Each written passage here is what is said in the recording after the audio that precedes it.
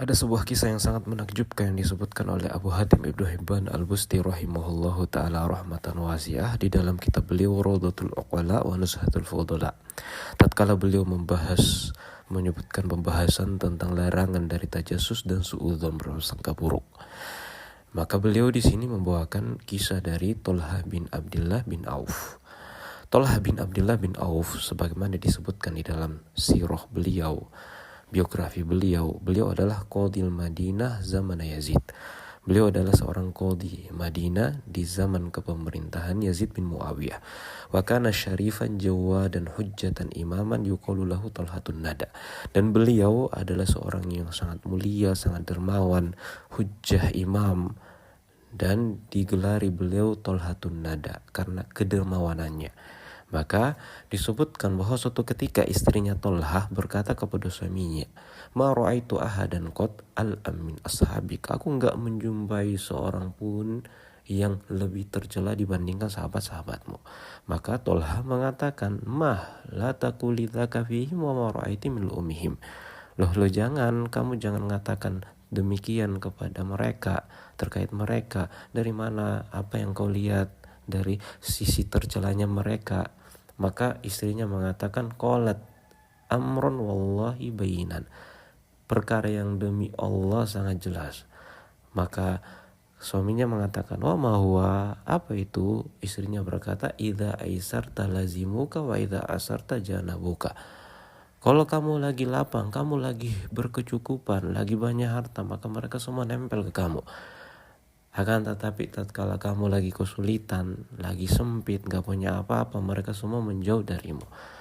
Nah, apakah kemudian terbawa nih suaminya? Karena memang kan disebutkan oleh para ulama, di antara hakul ukhuwah, hak berukhuwah persaudaraan adalah kita setia, al-wafa, setia di dalam menjalankan ukhuwah persaudaraan, persahabatan. Saat sahabat kita lapang maupun saat sahabat kita tuh kekurangan, kesulitan, kita selalu ada menemaninya. Bukan kemudian menjadi saudara hanya di saat dia berkecukupan dan lapang. Nah, apakah kemudian suaminya ini terbawa dari pandangan penilaian istrinya? Suaminya mengatakan, "Mazidti ala an wasaftihim bi makarimil akhlak." Tidaklah engkau menambah tatkala engkau mensifati mereka kecuali engkau menyebutkan makarimul akhlak, akhlak-akhlak mulia yang ada pada mereka. Ya kan? Justru suaminya mengatakan justru yang kamu sebutkan tatkala mensifati mereka, menceritakan mereka, yang kamu sebutkan itu adalah justru makarimul akhlak, akhlak-akhlak yang mulia. Istrinya mengatakan, wa ma hadza min makarimil akhlak. Akhlak mulia yang seperti apa? Maka suaminya mengatakan, ya'tunana fi halil quwwah minna alaihim wa yufariqunana fi halil dhafi minna alaihim. Mereka datang ke kita di saat kita itu mampu, sanggup untuk berbuat baik kepada mereka. Dan mereka meninggalkan kita, menjauh dari kita, fi halid dhafi minna alaihim, di saat kita lemah. Ada mulkudroh ala musa'adatihim. Kita enggak mampu, punya kesanggupan untuk membantu mereka, memberi, berbagi kepada mereka. Subhanallah. Hadza min karami nafsihi. Disebutkan para ulama tatkala menjelaskan athar ini, hadza min karami nafsihi, ini disebabkan karena kemuliaan jiwa beliau. Sungguh mulia jiwa beliau. Hamala nafsahu ala ahsanit ta'wilat. Beliau berusaha untuk membawa jiwa beliau, diri beliau untuk menafsirkan, menawilkan dengan penafsiran yang terbaik. Berusaha untuk menghindari suudzon, prasangka buruk selama masih memungkinkan. Sampai yang istrinya jelaskan bahwa sangat jelas sifat jelek dari sahabat-sahabatnya seperti ini. Beliau berusaha untuk mencarikan penafsiran terbaik agar kemudian bisa untuk meninggalkan suudzon dan berhusnudzon, berprasangka baik. Subhanallah, Masya Allah.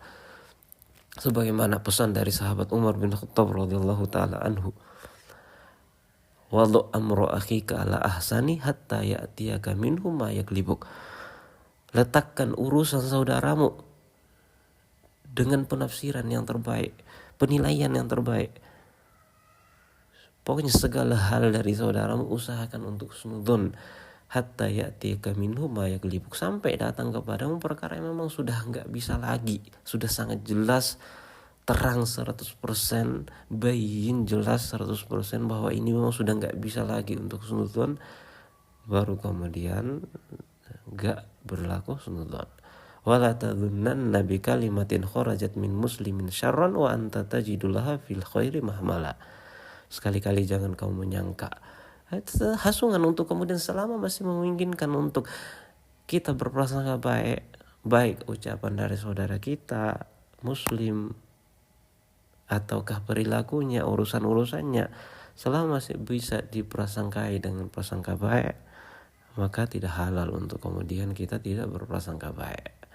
Wallahu ta'ala alam bisawab. Maka ini merupakan nasihat untuk kita semua, agar kemudian kita berusaha husnudzon kepada saudara-saudara kita muslim itu secara asal, dan jangan bermudah-mudahan untuk suudzon kepada mereka. Nasallallahu salamata wal afiyah. Wallahu ta'ala alam bisawab.